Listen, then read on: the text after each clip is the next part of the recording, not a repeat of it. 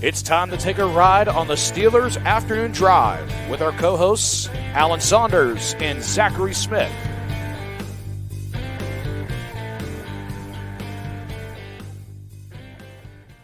Welcome into another episode of Steelers Afternoon Drive. I'm Zachary Smith. That is Alan Saunders. Alan, just us two today. That's not a problem. How are we doing today? Doing good. Doing real good. The van is empty. We got no one with us. It's okay though. It's okay. It's good for a Monday. We're gonna fill it up. A lot of space here. I feel like I can kind of recline my chair a little bit. No one in the back, just spread out. Yeah. It's good. It's good. Alan, I want to start with something that was put out. Mike Florio, Pro Football Talk, was talking about the salary cap, and we had a projection somewhere in the area of $242 million. Now he said that it could be closer to $250 million. League's in a really good place. We continue to see the cap increase, but this is more of a jump than I think that we were expecting to see. Now, this isn't obviously just good for one team. It's good for everybody across the board. But if that were to happen, the Steelers wouldn't really have to trim any more fat from the roster to be cap compliant. Yeah. So, like you said, it affects everyone equally, but not really equally. Mm-hmm. I guess it affects everyone the same, but it doesn't affect everyone equally, right? Where like everybody gets an extra $5 million, great. But if you were negative $5 million and now you're at zero, all of a sudden that $5 million, very impactful for you specifically compared to everyone else. And that's right where the Steelers are. In fact, one might surmise that when the Steelers released Mitch Trubisky and Chuks Okorafor and stopped there, that they had a pretty good idea that this is where the salary cap was going to be, and that is why they stopped there. It seems like they made two moves that they needed to make before the start of free agency to get, because you have to be under the cap before the start of the league new year.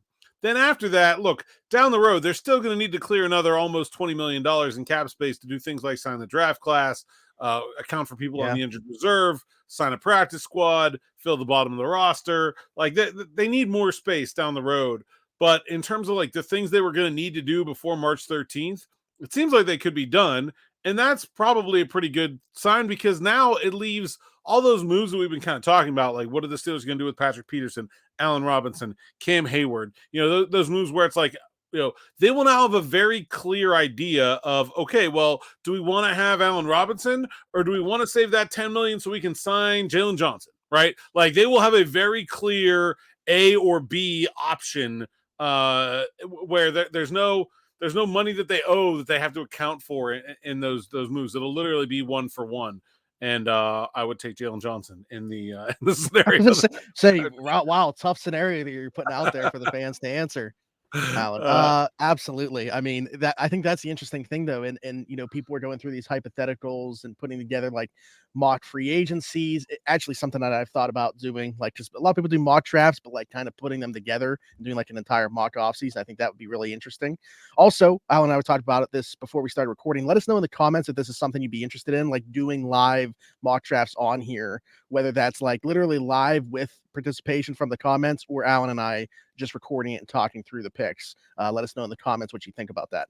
But Alan, anyways, we were talking about the perception that Steelers fans seem to have, like this is the time to make a big splash. And I think a lot of that is because it's either at the quarterback position to make a big splash, or if you're going to roll into next season with the same quarterback room, you got to make a big splash on defense to kind of like, I don't know, circumvent that move and just really strengthen the defense and say, okay, this might be what we have on offense, but we're going to take this already pretty good defense to the next level. And you look at like where they are cap wise. Is this even something that's in the realm of possibility for them to be spenders this offseason?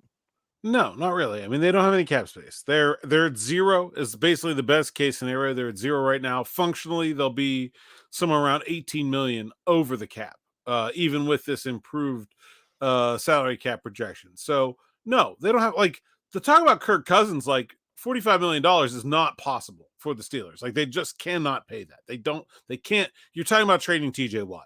What, like, that's where you're at if you make that move. Like, it's just not feasible.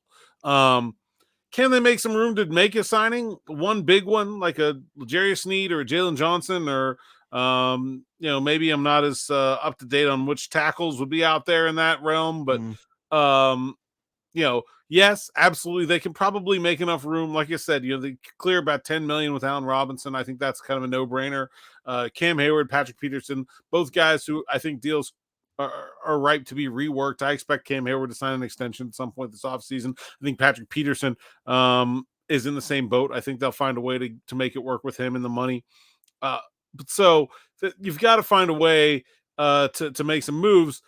Could it be two smaller, moves instead? Could it be like an Aaron Brewer and then, maybe someone at safety? Yeah, but it's just like the idea of them going out and spending a whole lot of money in this offseason is just not in line with the reality of their salary cap situation. The good news is that none of their starters are free agents. They have Montravius Adams and Levi Wallace are the only two players of note that are hitting free agency.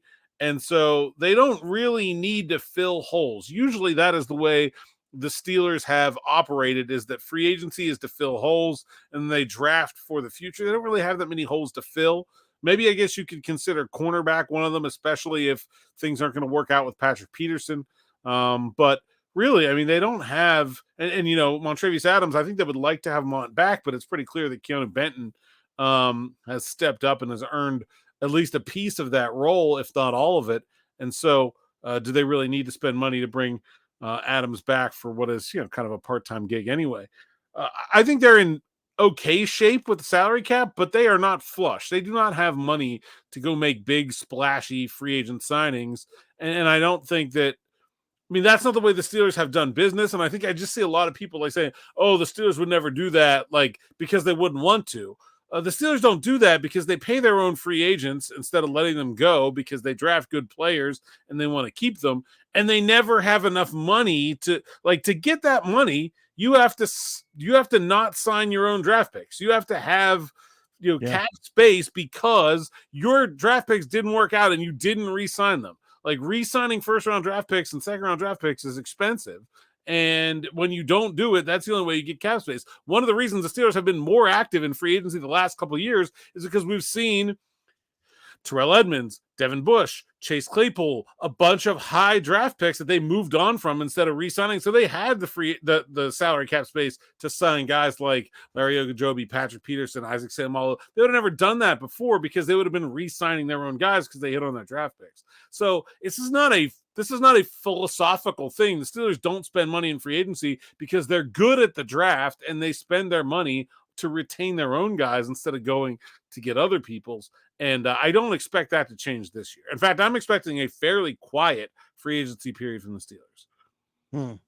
Yeah, that will be much to the chagrin of many Steelers fans. But I get it. Also, yeah, looking at the free agent tackles, I'm good, I think, on this. Like Tyron Smith at the top here.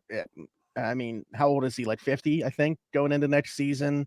Trent Brown, who was we found out is going to hit free agency from the New England Patriots. Mike Onwenu of the Patriots, who's better at guard. I don't know that he is a guard tackle. He is a guard. Mekhi Becton, like, what are we doing here? I don't know what he's going to want, but I guess you could say a swing. I don't know. Maybe worth a flyer. Yeah, sure. But like Donovan Smith, I believe, is a free. I kind of like him. I think I could get down with that. If you don't want to break the bank, you just want kind of. Jermaine Illuminor is interesting to me. I for some reason I thought he signed more than just 1 year, $3 million last year with the rate, because he had his best year as a pro in 22. Pressure rates below 5% in each of the last 2 seasons. Maybe George Fant is out there. He's getting up there in age, though. Yeah, again, it seems like the best players that are are older. Like, that's the thing. So, like, obviously you're talking about like a short-term pact, if anything. I saw at some point this offseason a list, and it wasn't like 30. It was like maybe top 12 or top 15 available free agent tackles, and Chris Hubbard was on that list. So that should pretty much tell you what's out there. And look, respect to Chris Hubbard and the career he's had. Yeah. If he's one of the top 10 or 15 guys that's out there, it's probably not a very strong free agent class. Yeah. And Alan, the reason that this was our first topic, and I think we can kind of parlay it into the second one, is last week when we had Wes on here, we were talking about, the Steelers and how coveted their draft picks are going to be. I think, talking about the lack of capital that they're going to have for free agency kind of goes hand in hand with that. Like, that's why those draft picks are going to be so precious for them. In the idea that they're not just a quarterback away. And I fully agree, but I was like going through some scenarios where like a quarterback has made that type of difference. Now the Steelers aren't picking second overall to get a CJ Stroud, but I don't think anybody was thinking that the Texans were just a quarterback away going into the 2023 draft. And you look at some other teams that have traded up, like, I know it was only from 12 to 7 for the Bills to get Josh Allen, but like anybody could have made the trade up that the Chiefs did. They did Patrick Mahomes that they made. So, if the Steelers, for whatever reason, did feel like they were just a quarterback away, it's not like outside of the realm of possibility for them to do so with where their draft position is. If they felt like, Jaden Daniels was that guy, if they felt super strong about JJ McCarthy, I'm not saying that I do. I'm saying if the organization felt that way. And I just think that's an interesting conversation to have. Yeah, it's interesting. We just got we had put out there on Twitter looking for questions. We got one here from Ben Cohen that I think ties in perfectly to this conversation. Ben says, if tackle and corner are both reasonably addressed in free agency, can the Steelers set themselves up to afford to draft Jackson Powers Johnson as a premier center? Seems like his athleticism at 330 pounds is worth the first round draft capital. The premise of this question is flawed. Let me just say this very clearly and very slowly. It is not possible for the Steelers to reasonably address tackle and corner in free agency. That is the whole point that I was trying to make at the beginning of this episode, is that, like, I think people have the Steelers starting the draft process ahead of where they're going to be. That is off the table. In fact, I'll say, given the tackles that are out there, it's more than likely that neither of those will be reasonably addressed in the free agency period, to the point that you would be taking tackle or corner off the board in the first round. Yeah. That is just not going to happen. I agree. That's why the one I've been talking about addressing in free agency is safety, because I just feel like you can get a starting caliber player that isn't going to break the bank. Safety and maybe center. I feel like I love this center draft class, but I feel like addressing center in free agency is a lot more. Linebacker also is another place that they could address in free agency. Those feel like places that are more reasonable. Defensive tackle to be addressed in free agency than the draft. Offensive tackle, you're not going to get a starter that you're going to be happy with for more than a year or two. And even then that's going to break the bank. Like it's going to be 15 million. And same thing with corner. I mean, maybe corner, you feel better about your long-term prospects with some of the guys that are out there, but they're going to be very expensive. It's going to be basically one move. If you sign a L'Jarius Sneed or a Jalen Johnson, that's it. You're not signing anyone else as a free agent. And in fact, you're probably cutting Patrick Peterson to do it.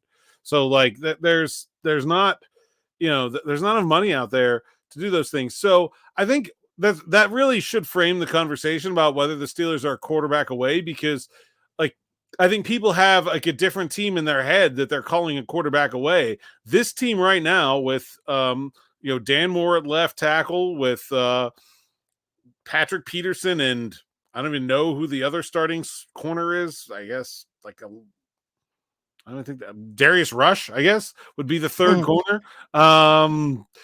Corey Trice coming back from injury. Yeah, right. I don't see how you can sit there and say Mason Cole, and then if you're talking about making moves in free agency, that means moving on from more guys like Peterson, like maybe Larry Ogunjobi, like maybe Allen Robinson. So now they need a slot receiver. So now maybe they need a defensive tackle. The linebacker position is all held together by two older guys coming off injuries that we don't know how effective they're going to be, with not much behind them. Like that, this team isn't really that close to being a quarterback away. And I think that really, in the inability of this team to do much in free agency should put the value of those draft picks into real clear picture. Like the question is not, do you think Justin Fields is better than Kenny Pickett? The question is, would you rather have Justin Fields or Kenny Pickett, Zach Frazier, and another $22 million to spend over the next 2 seasons in free agency? Like that's the real question. And I think at that point, like, I think it becomes real easy to make the argument for Kenny Pickett. Like, would you rather have Kenny Pickett, Jalen Johnson, and Zach Frazier, or Darius Rush, Justin Fields, and Mason Cole at those three positions? Like that. Sure. Yeah. I mean, I don't know how. And also, you're talking about $20 million for Fields next year. If things don't go right for Kenny Pickett this year, and don't get me wrong, I'm not trying to throw away the 2024 season. They can move off of him very easily. Nothing whatsoever. Yeah. Right. Yeah. Now if you say, okay, I understand that. I understand that Fields or Kirk Cousins, right, with a big free agent price tag, like they just don't have the resources to do that. Okay, but you still want to upgrade on Kenny Pickett. You want to give yourself a chance to upgrade on Kenny Pickett. I think it makes a very good argument for Russell Wilson because he's not going to be expensive. The Broncos have to pay him $39 million no matter what there will be an offset, right? So the Broncos are on the hook for 39. The Steelers pay him 1. The Broncos pay 38. The Steelers pay him 2. The Broncos pay 37. The Steelers pay him 38. The Broncos pay 1.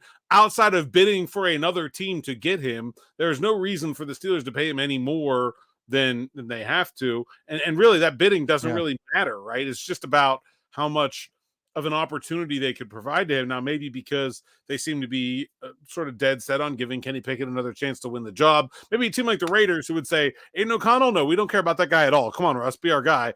Maybe that might be a better opportunity for him. And get to play against Denver twice. There you go. Maybe he also stay out west. He's been on the West Coast his entire career. So yeah, I mean, look, I think the Raiders are probably a better fit for Russell Wilson, but I think you can make the case better that signing Russell Wilson makes more sense than trading like a second round pick for Justin Fields and then paying him $23 million next year. Like I think we're not really dealing in reality when we're talking about the team, its needs, and Justin Fields it would be one thing if you're getting just a sure thing guy. But he's not, he's as big of a question mark as Pickett is, maybe a question mark with a higher upside, but certainly not a question mark with a higher floor. Like he could very well be the worst player in 2024. Like that is not, that would not be super surprising if that ends up being the case. And then like the last part of your question, okay, so the Texans aren't a player away and they draft CJ Stroud and look what happens. And I think when you're that bad, it doesn't matter, right? When you need everything, you just draft the best of whatever you can get your hands on, right? It's not like the Texans were drafting for need when they drafted a quarterback. They just drafted the guy they thought was the best player in the draft class. By the way, they were right. And that you just go down the line. It's different when you're talking about trading away or spending multiple assets on one position when you have multiple needs. That becomes a lot more difficult.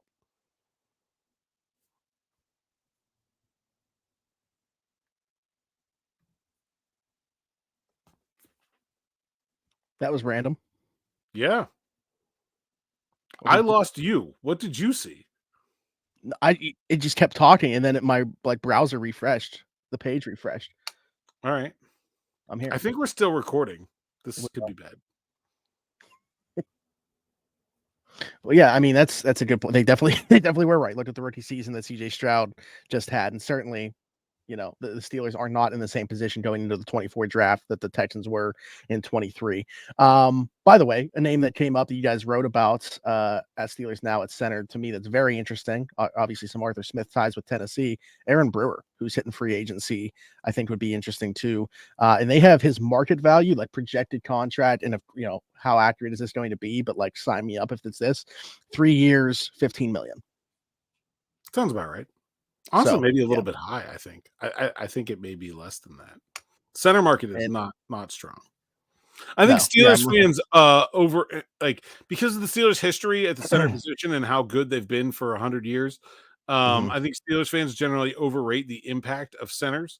Most NFL teams will tell you that center is the least important position on the offensive line. And so there is not a lot of guys that are going to be out there heavily bidding for a guy like Aaron Brewer, who good run blocker, not a very good pass protector. I think he's certainly a guy that has some warts, but I think he could be had for pretty cheap if they want to go down that road. The other one that I clicked on here, just because like on Spot Track, they don't have it for everybody, like this market value thing where they try to project a contract. The only other one that pops up here with a projected contract is Connor Williams of the Dolphins, who's coming off an injury, $13.5 million per season. Where'd they come up with that one? No idea. No idea. He was making 17 million or 7 million this past season. Not sure. Not sure where that's coming from. All right, let's answer some of these other questions. We brought up the one from Ben there. I like this one from John, tying in the Yammer Yager getting his number retired yesterday by the Penguins, which, by the way, thanks for nothing, Penguins, for ruining Yammer Yager's night in Pittsburgh. But he says, with Yager just having his jersey retired, who do we think will be the next Steeler to get their number retired? I was asked this on the Final Word last night. So if you are a regular viewer, you already know my answer to this, but it's Jack Lambert was my answer. I think, and I think the Steelers need to, look, I really think the Steelers need to go ahead and just make their unofficial, like if you're unofficially retiring a number for 50 years, just go ahead and retire it. Like what are we waiting for? If they weren't going to do it, or if they were only going to do one to keep Joe Green kind of head and shoulders above the rest of that group, then I was fine with that. I have a real hard time. And look, I love Franco, and I love Franco Harris, the person, just as much as I love Franco Harris, the player. But I don't think that Franco Harris had a significantly greater contribution to those Super Bowl teams than Lambert or Bradshaw or Mike Webster or Mel Blount. You know, like these guys are all all-time greats at their position, all-time great Steelers. You know, I guess the question becomes, where do you start drawing the line, right? I mean, do you retire, Jack Hams? I mean, guys like Lynn Swann and John Stallworth are in the Hall of Fame, won 4 Super Bowls. They've never even unofficially retired their numbers, and you do need them, right? At some point, you can't be having guys wear 115 out there. Like, you can only have so many retired. So I don't know. I think the Steelers should probably at least, the guys that were 4 Super Bowls in the Hall of Fame. I don't know what you're waiting for really at that point. I mean, guys that are on the NFL all-time team, guys that were, one of the very best to ever play their position. I think, they need rewarded, and I'd go with Lambert, but I think you make a good argument for a number of those guys. Yeah, I agree. I mean, Lambert is the one that I would say as well. I just can't see Ham getting it before Lambert. Like, I think you can make the case for both of them to be retired, but probably go like Lambert, Bradshaw, Blount, Webster, something like that. But man, like, what an awesome moment for Yager to be there. And like we just saw with the Steelers, man, with Franco dying right before his, like, these guys, especially football players, they don't live forever. Like, if they're gonna do it, they should get on with doing it. Like, I don't really know what they're waiting for. And this is a completely different era, but like, if for whatever reason we don't see another one retired from those teams, like, do you get into the territory of like Troy after those guys? I mean, who else would be in between them, if anybody? I mean, I don't know. Like, I don't know. No, I would have a hard time retiring Troy's jersey before guys that won 4 Super Bowls. Absolutely. I'm just saying, if they were just saying like, okay, Franco is the representation for that era, then nobody. Yeah. Because I don't know, like, what, I mean, I just don't know. I don't know how you get to the point where you're retiring more jerseys if you have guys like Lambert, Bradshaw, Blount, Webster, Ham. Like, if those guys don't have their jerseys retired, you can't retire any other ones basically ever, unless somehow you end up with, like, I don't know, one of the best players ever. I mean, as great as Troy Polamalu was, I mean, look at his career compared to Mel Blount, like very, very similar. Like, there's not a whole lot of difference there. Yeah. I'm glad you mentioned Blount. I don't know how you can go with one over the other and say, oh yeah, this is the better player, that this guy deserves it more. Also, like, just in terms of logistics of it, nobody wants numbers in the mid to high 40s anyway. So, like, go ahead and retire Blount and Pollock. Like, there's not any. I mean, 12 in the 88, and you may get some pushback. No, nobody really wants 43. I'm sure of that. You can go ahead and retire 43. No one's going to shed a tear over that one. Yeah, absolutely. Very different question. Shappy says, what would you like to see Kenny improve the most on if he is going to prove himself this year? Well, that's a good question. I think the thing that he needs to improve the most on is reading the field more quickly and finding the open guy, in terms of turning his pre-snap reads into post-snap reads, and more, I think more routinely finding the open guy is one, and maybe 1A as a part of that would be hanging in the pocket a little bit more, being a little bit more patient for his guys to, and I really do think that comes with one, right?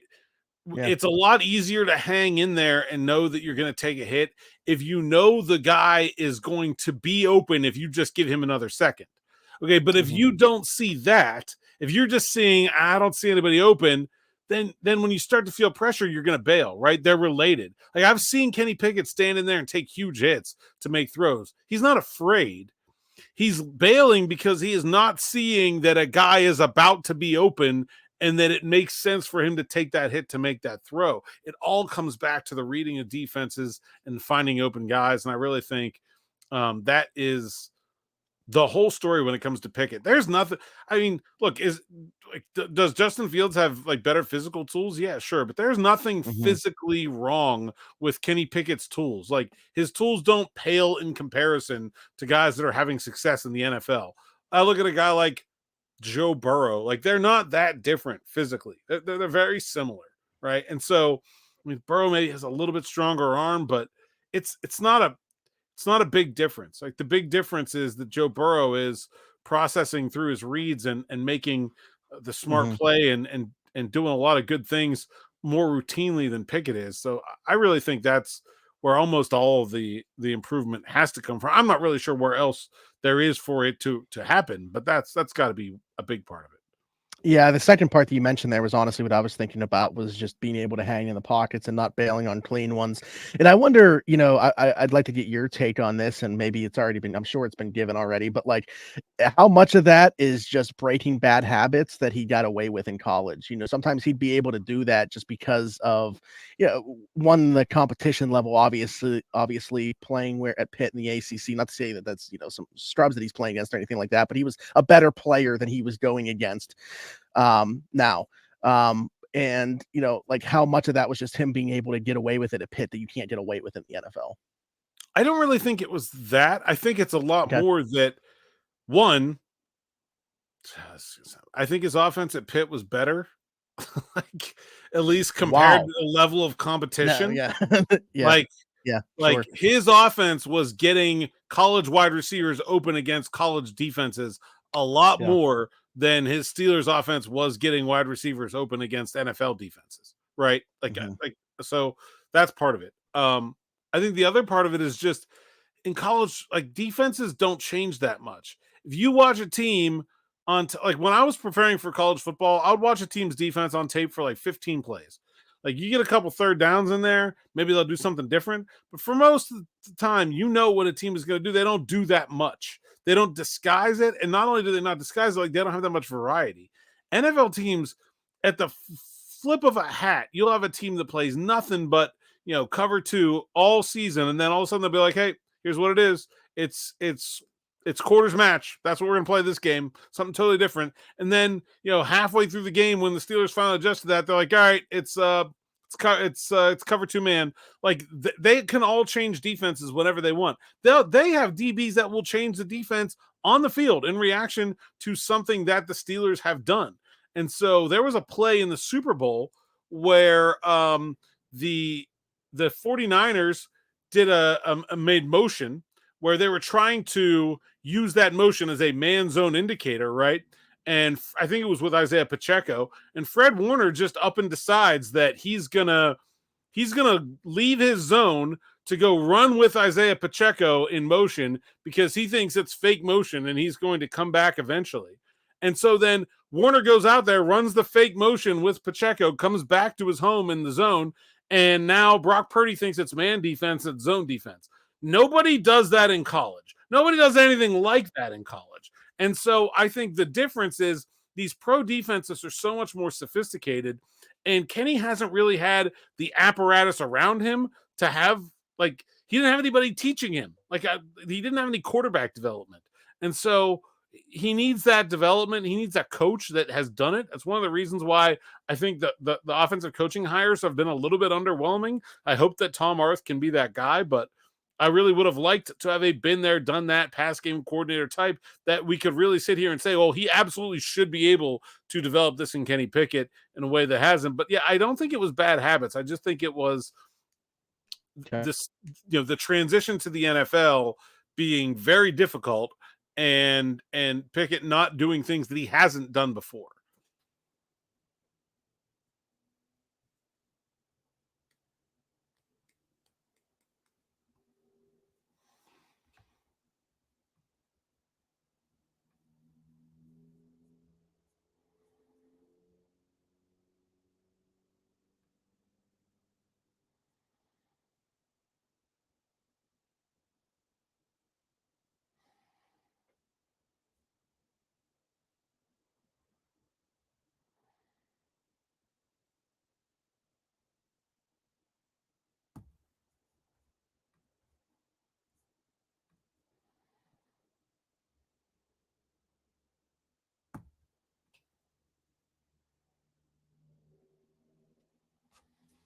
Absolutely. I think that, I'm in the same boat for sure. Like I mentioned with Kenny, we'll see. That's why I definitely wanted, like you, I thought maybe they would go with a guy with some more experienced background or track record of developing quarterbacks.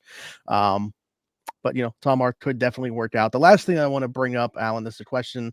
Love the name here, by the way. Lukewarm Steelers fan. I think most Steelers fans are probably in that lukewarm position along here too. What are realistic free agent cornerbacks you see the Steelers going after, assuming they don't spend the money on a Snead or a Johnson? I think that last part was the key aspect of this. A name that I think is really interesting. I brought him up last year towards the trade deadline, and it seemed like they were just like zeroed in on Jalen Johnson, with Sean Murphy-Bunting, who's hitting free agency again after a year with Tennessee, where I thought he was pretty good. I'm curious to see like what kind of contract Kendall Fuller could demand in free agency. I think he would check the boxes for what they're looking for. Another guy that could play inside or outside. But again, I don't know what that price tag looks like. Kenny Moore exclusively and nickel. Don't know what the contract's going to look like there. Alan, does anybody come to mind for you? Again, maybe not breaking the bank at the position, but like actually are realistic targets. I think the slot guys you named, right? I mean, if they're going to move on from Patrick Yeah. Peterson, I think those slot guys become realistic options. Murphy Bunting is a guy I like a lot. I thought they should have been interested in last year. I was curious that they weren't. Kendall Fuller, I would see him basically almost exclusively as a slot with the Steelers, but I think he could be a fit for that role. But it could be an expensive fit for that role. I don't really know. Like you said, what he might want. Keyshawn Nixon from the Green Bay Packers is a guy that has played outside, but has been a slot almost exclusively the last couple of years. I think he's interesting if they want somebody like that. There aren't really very many like true like Stephon Gilmore, I guess, if you want to like a real outside corner. Like there's not very many of them out there, just in terms of guys that I think really fit that second outside corner role. If it's not Johnson or Snead, I have a hard time seeing a real like Chidobe Awuzie, maybe. I don't know. He's not very good. Like Steven Nelson, honestly, like he's probably like one of the best options, and I doubt they're going to want to go down that road again. Seems like that breakup was a bit contentious, but it's not great. We continue to have these conversations throughout the week. Keep sending us your questions. We'll get to the few that we still had left from today. So keep sending them in. Leave them in the comments as well. But Alan, tell the people they can find you. At @Saunders_PGH on Twitter. PGH Steelers Now, SteelersNow.com. Like and subscribe to YouTube channel. And that's about it. There we go. I am Zachary Smith, PGH. Like, subscribe, hit that notification bell here. Hit us in the comments. Questions, like I said, comments about anything that we talked about. Leave us a 5-star review if you're listening. Apple, Spotify, wherever you get your podcast from. For Alan Saunders and myself, thanks for jumping in. Take another ride on the Steelers Afternoon Drive.